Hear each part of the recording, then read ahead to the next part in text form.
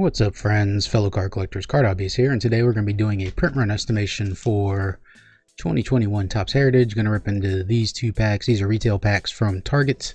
I was lucky enough to run across a few boxes at Target, so went ahead and picked those up because, you know, finding retail in the wild is pretty wild.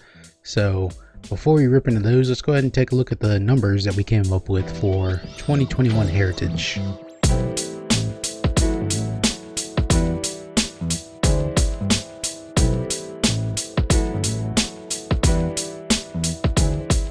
Okay, for you that have been following my print run estimations for a while now, this is the basic spreadsheet I use. So I won't go too into detail what we got here. So we got Blaster and Hobby, and then the numbered parallels you can pull from each product. I made sure to pick a parallel that was available in both Blaster and Hobby. And one thing about Heritage is you'll notice the odds are pretty much the same for Blaster and Hobby boxes when it comes to certain parallels. Like certain chromes can only be found in Hobby, so these are found in both products, and as you can see, the odds are pretty much the same. It's pretty funny that the black refractors are actually one pack easier in retail than they are in Hobby. Here you have the unique serial numbers. Base cards per pack, I put about 8.25 because most of them have 8 base cards in it and one either insert or short print. But I put 8.25 because there are packs out there that don't have an insert in them. I've seen where it's just all base cards.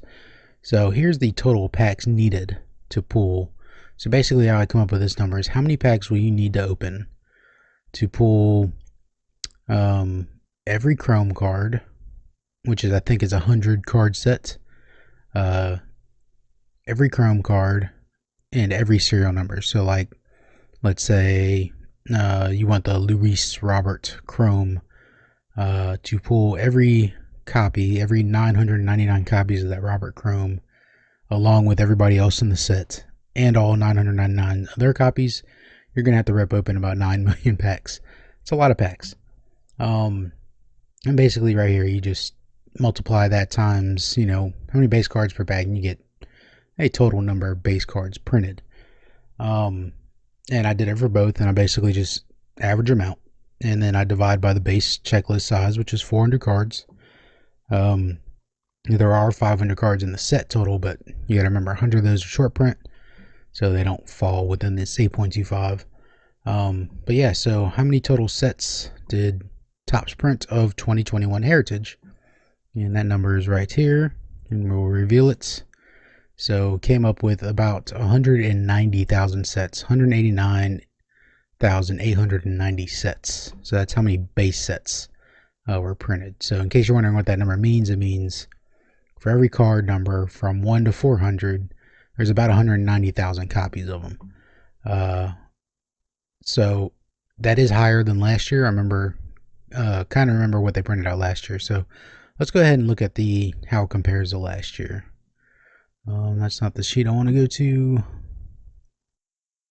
Here we go, sets. So here's Heritage from last year, 120 sets, and it's 189 sets this year, which is a higher print run, which should be expected because the Hobby, there's a lot more demand for product. So it was expected that Topps was going to raise their print runs. We already saw what they did with Series 1, where they almost doubled the Series 1 print run this year. But it doesn't look like they doubled Heritage, because Heritage went up to 189,000 and it was 120 last year. So back to the screen, I added a column for percent increase over the previous year. As you can see, Series 1 with its 67,000 or 677,000 base sets printed, estimated. That's what the EPR stands for, estimated print run. You can see that the increase over last year's estimated print run was 86%. So they printed 86% more cards for Series 1 this year. So how about Heritage? We'll reveal that. So Heritage is about a 50% increase. This was more of what I expected Series 1 to be as far as print run increase, but they, you know, overshot that by quite a bit. So the print run is, you know, they printed about not twice as many, but 50% more than they did last year. So let's go ahead and go back to the Heritage sheet. We're going to take a look at the inserts to see what the print run is on the inserts. And here you go. We got the odds for each of the inserts: short print, French text, error, missing stars, throwback uni, action image, color swap, and nickname. So all these right here are the image variations, I guess you could say, or the card variations. And then you got your inserts right here, and then the odds for all those, their checklist size, and the estimated run for all of them.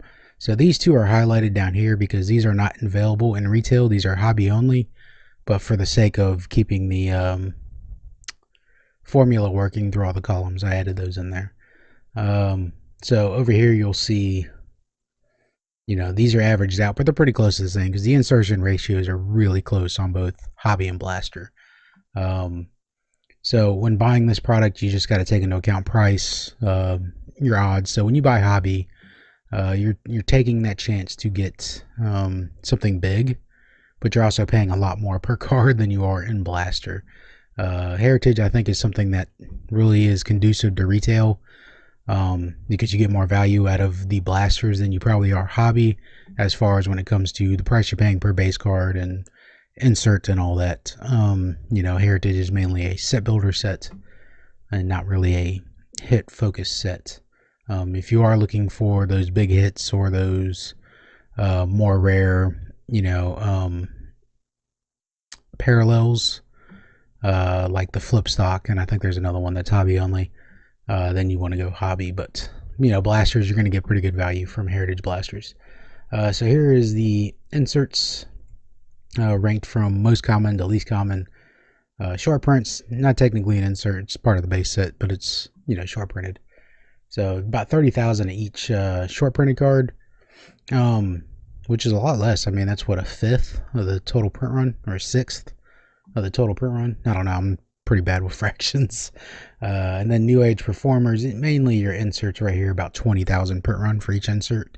It's not too bad. It seems to be about the average for tops on their inserts. And then here your action image variations, about 7,000, 7,500 per card. Team name color swap, about 1,180.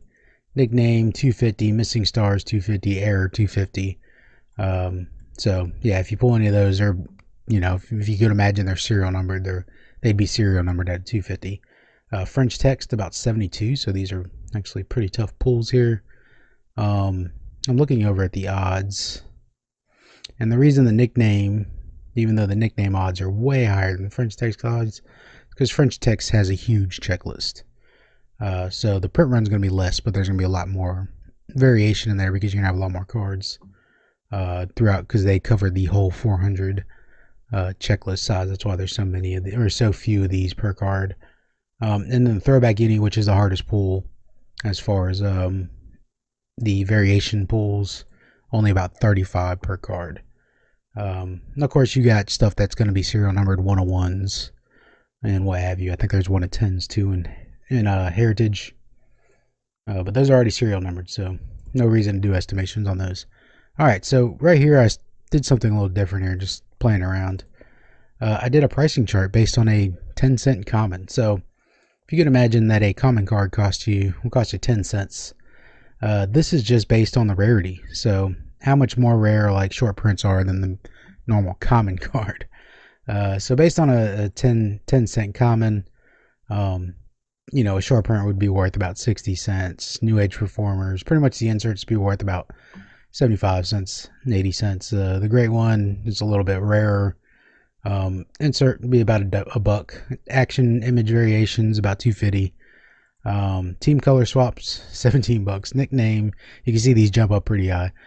Nickname, missing stars, error about $75. French text $264. But of course, you know, you got to take into account there's 400, you know, different types of the French text cards. So, you know, take these numbers with a big grain of salt. And then the throwback uni, $543, whether you'll get that or not. Because if you think about the throwback uni, there's 15 cards in the checklist that have throwback uniforms, and there's only 35 copies of them. So that's not that many cards. But yeah, so that would mean that they would be worth $543,000, or not thousand, but $543.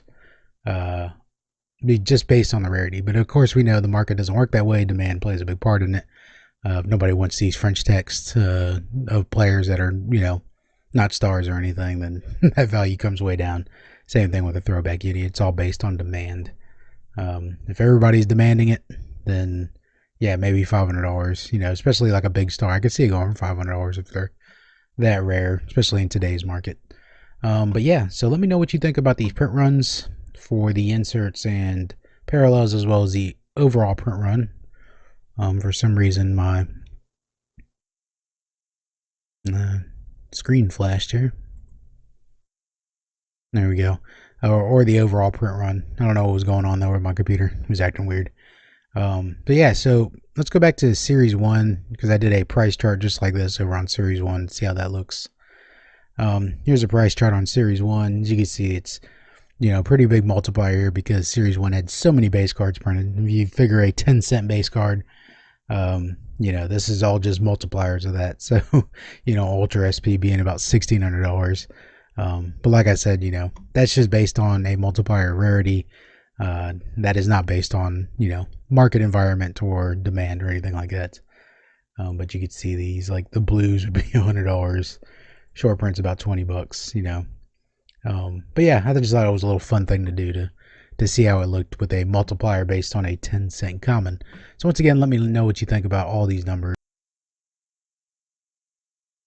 Okay guys, suffered another crash there. I think it's about time to start saving up for a new desktop computer, because this one seems to be struggling whenever I run recording software and browser tabs open at the same time.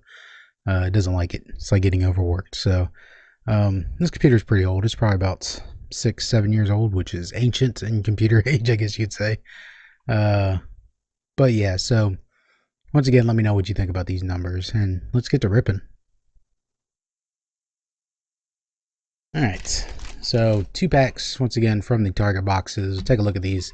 These will be the first Heritage I've opened, but I've seen quite a bit of this opened. Actually, no, it's not the first I opened, because I opened a box on Cardboard Happy Hour for a fast break.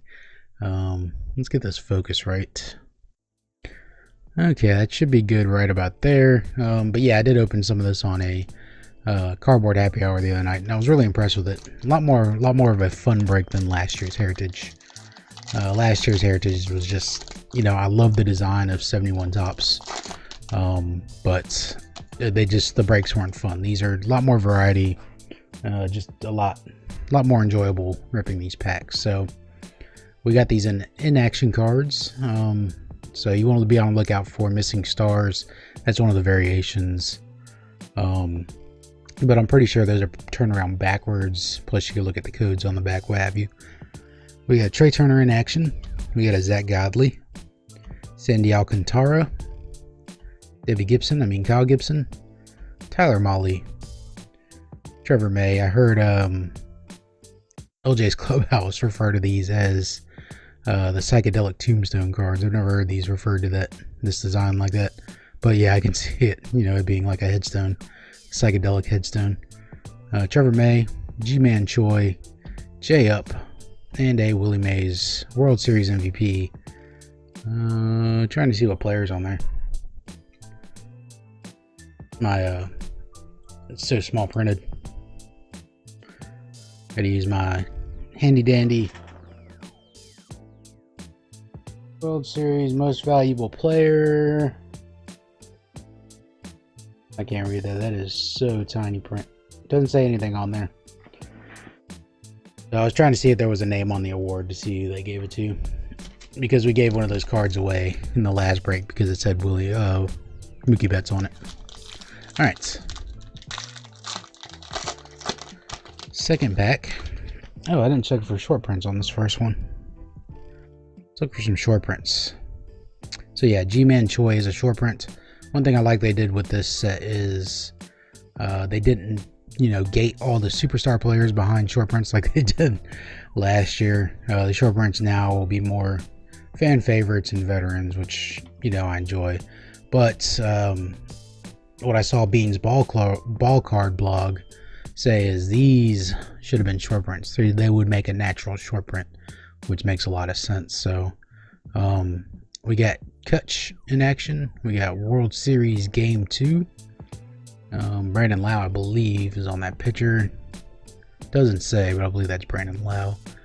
Another in action, so 3 in action, or actually 2 in action and a World Series card. Shane Bieber, Scott Kingery, Luke Voigt. There's a Juan Soto. Oh, nice. Roberto Clemente. So I will be collecting this insert set because Roberto Clemente, of course, is a Hall of Famer. Marco Gonzalez and Kenley Jansen. So as you'll see, mostly packs that have an insert will not have a short print in them. It's generally how Heritage works. You get 1 short print or 1 insert, or 1 parallel per pack, unless you get a hot box, which we did on the Cardboard Happy Hour last week, which was pretty cool. So short print and an insert, and the 1 insert is going into my PC. Also Roberto Clemente inserts. That last year they did the Willie Mays, which is really cool. I don't have all of those, but you know, I don't really chase to. I'm not really like, I'm gonna set a goal to collect this set and then go out and make sure I collect that set as quick as possible. I go with the flow collector. I've said that before, where I just, you know, I collect what comes across my desk, and that stuff goes in the binder. I don't really chase too much, and you know, occasionally I'll focus on, like, you know, oh, let me pick up some 82s or 83s, or I come across somebody selling a set and I pick it up. But yeah, so that is the print run estimation for 2021 Topps Heritage. Let me let y'all go. I'll quit rambling for the day. Hope you all have a great week. Remember, come check me out on Tuesdays and Thursdays for Cardboard Happy Hour. It's always a fun hangout. I sell cheapo cards, but it's, you know, it's not about card sales. It's about hanging out with you all, and it's a lot of fun to you know, to kind of use that a bit as an escape, to be able to chat with you all about sports. We were talking about movies. We were talking about food the other night. You never know what, you know, conversations will get going in chat, or what we pick up and, you know, just chat about. Fun times. But yeah, Tuesdays or Thursday nights, Cardboard Happy Hour. That's 8 p.m. Eastern time. Once again, thank you all. Remember, you only control 2 things: that's your thoughts and your actions. So stay positive, keep ripping them packs, and I'll catch you all later. Peace.